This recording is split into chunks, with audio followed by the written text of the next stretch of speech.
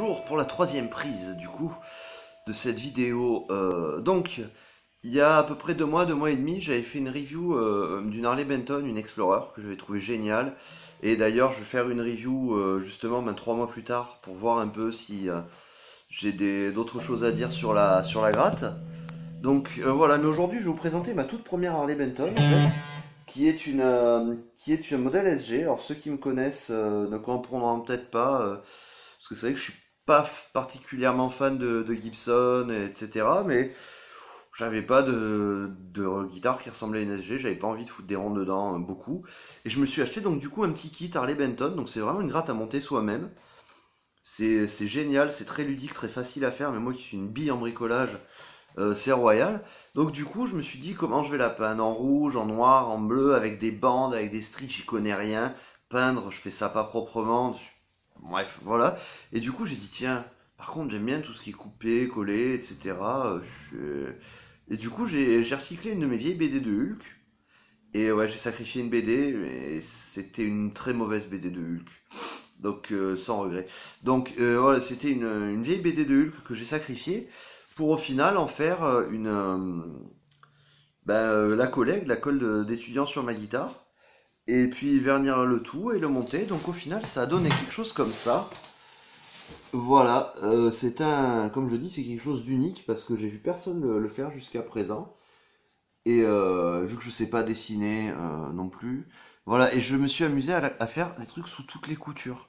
C'est-à-dire, il y a toujours quelque chose à lire, quelque chose à voir, quelque chose à faire, voilà. Il y a, hop, je sais pas si on voit là. Et du coup, l'arrière aussi. Bon, j'ai pas fait le manche parce qu'il faut pas déconner, mais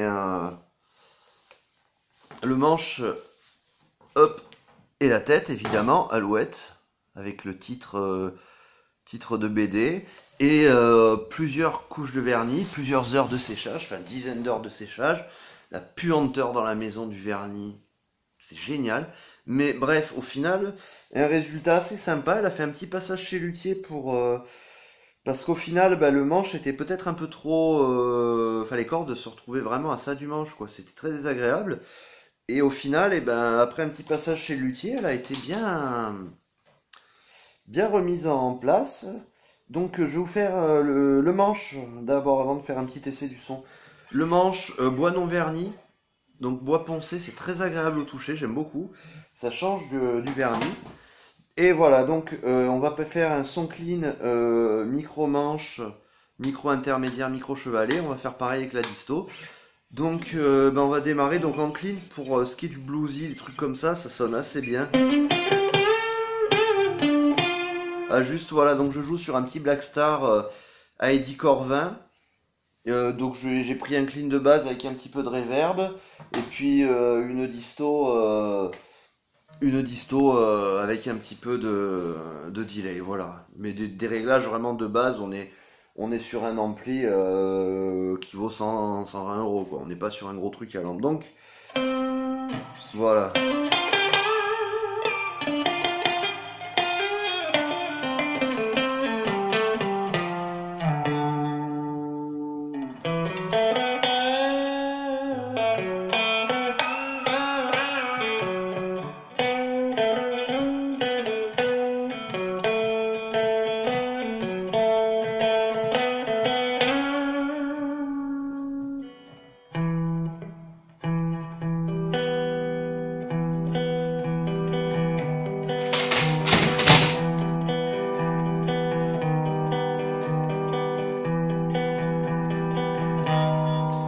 Voilà, donc ça c'est plutôt sympa. Après, on va passer à deux des seuls défauts de la guitare, c'est-à-dire le son clean en micro. Voilà.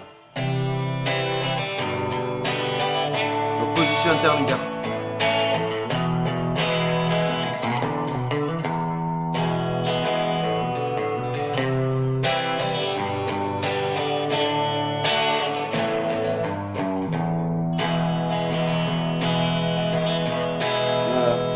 Là, ça passe encore, mais si vous partez sur les aigus, sur du Pink Floyd par exemple,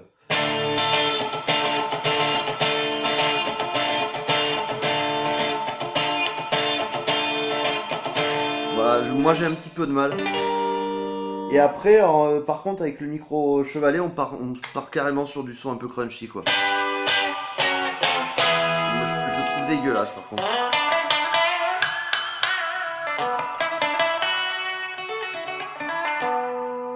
Voilà, bref, ça c'est un des petits, voilà, j'étais pas à l'aise. Merci aux katanas qui sont tombés derrière, d'ailleurs c'est sympa.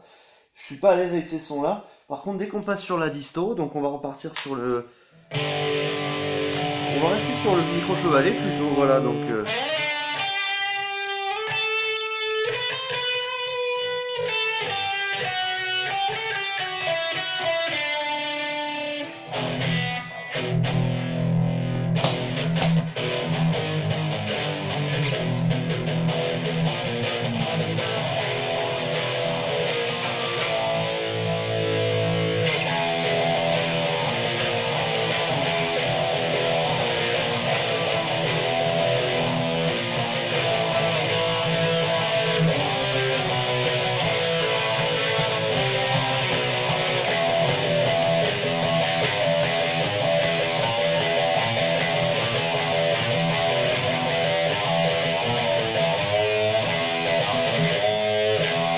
Ouais, je trouve assez péchu, vraiment bien péchu là pour le coup.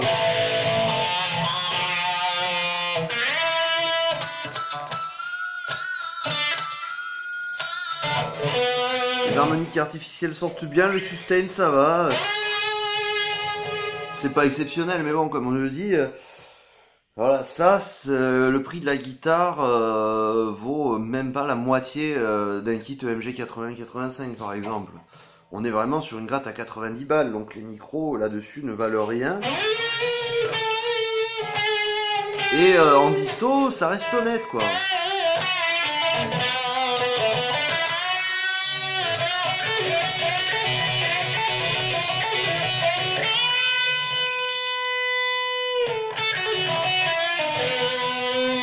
Voilà, ça reste vraiment honnête et pas dégueulasse.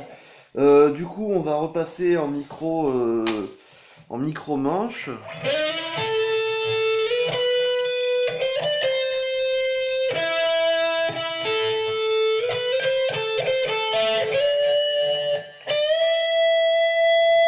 Voilà, c'est assez sympa. Et le micro manche, bon sustain quoi.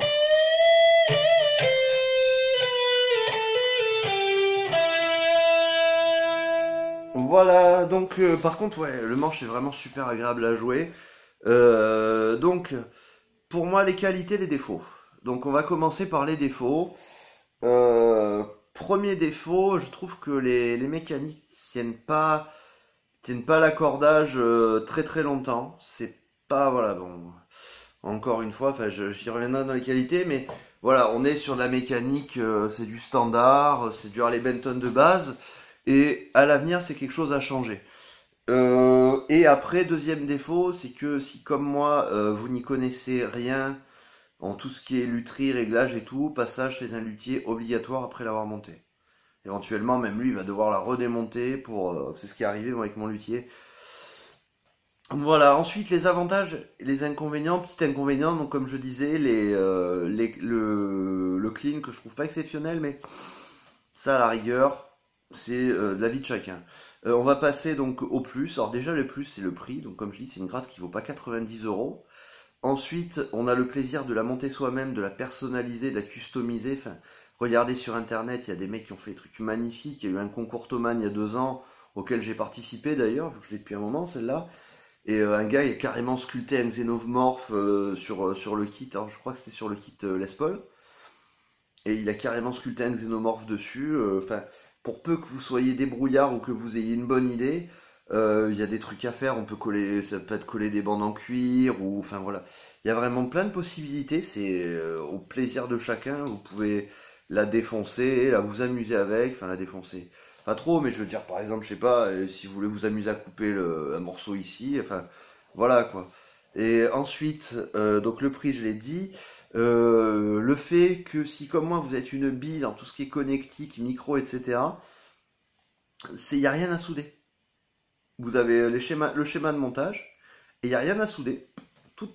C'est tout des petits... comment ça s'appelle? pas des pinces, mais enfin, des petites glissières, quoi. Vous avez juste à enquiller les trucs dedans. C'est vraiment super intuitif. Moi, ça m'a pris 5 secondes.